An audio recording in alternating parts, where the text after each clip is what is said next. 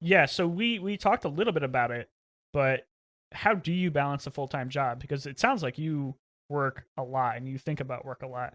How do you balance that with content creation? It's actually relative. I think for me, it's relatively easy because I've just streamlined a lot of my life to do that. I mean, I live very close to work. Right now, it's work from home, so I'm at a desk where I can do my work, and then I can swap to then doing my personal stuff all at the same place. Like logistically, I'm serious. This is like a logistic thing. I do meal delivery. I'm not someone who like, dude. People, I don't know why people hate on this, but like, I don't like cooking. I don't like cooking. I don't like cleaning. So I pay for food delivery. I pay for people to do cleaning. Like, there's a lot of like things in my life where I'm like, I pay to not do those things because I don't. The food one especially where I'm like, like that's time that I want back. So and that's why I choose to live like close to work. I don't like commuting. I like video games. So I'm like, okay, cool. What are all the things in my life that I can cut out from video games? And part of this is because like I already have a huge commitment to my diabetes and to my health concerns that I have to take care of as well. But I literally strip out a lot from my life that would be distractions to those things.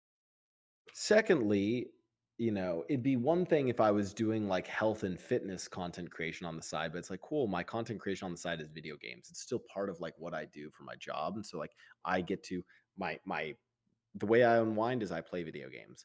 Um, for a lot of people, they have to spend time with this is just a reality. They have to spend time with their family. They have to spend time with their significant other, their wife or husband, or they have to spend time with the kids. I don't have kids, don't have to spend time with the kids. Spend time with the wife or husband. I have a girlfriend. She also literally just lives and breathes video games. Cool. We play video games together.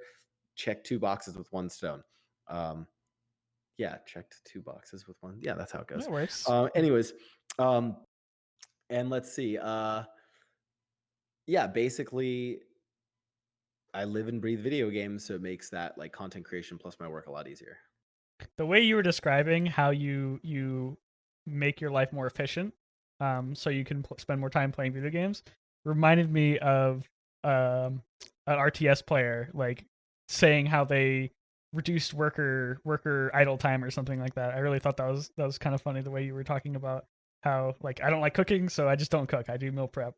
Um, sorry, I wanted to point that out because I thought that was funny. Um, Also, I for the people in chat, I know it's two birds in one stone or two boxes, one stroke. It's a joke, he was T. he was mixing the metaphors to be more efficient. He was Yeah, using two metaphors with one it's like when stone. you say, does the Pope shit in the woods, right? That's my favorite one. Sorry, I don't know if that's like appropriate for your channel, but It's whatever. fine. It's fine. We're on Twitch. Doesn't matter. We use the explicit tag on iTunes. Um, so you're. I didn't realize that you were so relatively and no offense, relatively new to content creation. I thought you were doing it for a lot longer than a year.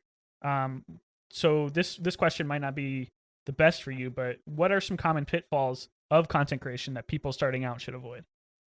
Oh, I mean, like I've streamed for a few years, but I was just sort of streaming for fun. It was only, I Oh, okay, think, okay. like kind of like early last year in January, where I was like, "Oh, I'm gonna actually start content creation," and then it's like only seriously this year that I like actually put like strategy and intention behind it, and like was like, "Oh, I am a content creator." I was just kind of inadvertently doing it before. Okay. Like when I was posting like data stuff to players, that was me just like, "Ah, here's some cool data. I'm gonna share this with players." When I was posting memes and stuff on Twitter, I was like, "Ah, here's a funny meme. I'll post to players." And now I'm like a little bit more intentional. I'm like, "Oh, I want to make a funny TikTok as a piece of content and to piss off people because they hate my TikToks." Or more specifically now, I'm like, oh, Devon data is like a form of content creation that I'm like actively working on. But I just started doing Devon data like formally. I used to do those sort of more one off with like random interviews with some of the Riot people, but that was just kind of like for fun. And I did those like last year and then just had a YouTube dude like editor spin them up as videos. That was really informally. As far as like common pitfalls, for content creation? Oh god. I mean, I think it's like really good to just know your audience. The classic things people tell you, know your audience, have a vision, etc. I don't know. I'm still falling into pits, so probably not the best person to ask here. Would you recommend people?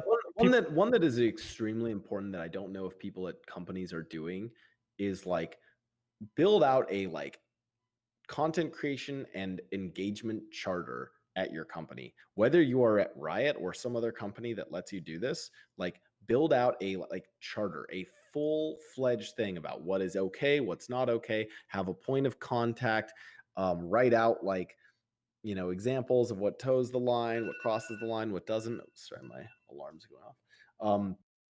Go through a whole process there that you can reference back, because the reality of content creation is you're going to get burned for stuff, whether you're burned internally at your company, burned by viewers, other people who see it. Like, people will find something to take issue with, and you have to have some sort of guiding source of truth that you can point back to as to why you did things the way you did. I think that's really important. Yeah, and I like that. I like that answer a lot. Especially if we do start to see more content creators from the game dev community. Um, point building out a rule set of like, hey, this is okay, this isn't, is a really good way to keep everyone safe in terms of community reaction to certain memes, like the 200 years, and stuff like that. And that's something that I think is just on the very, very, very cusp of the pioneer experience for game dev. So I do wonder, in 10 years, will this be a Scrum tutor coming in and teaching that very subject? That'd be very funny.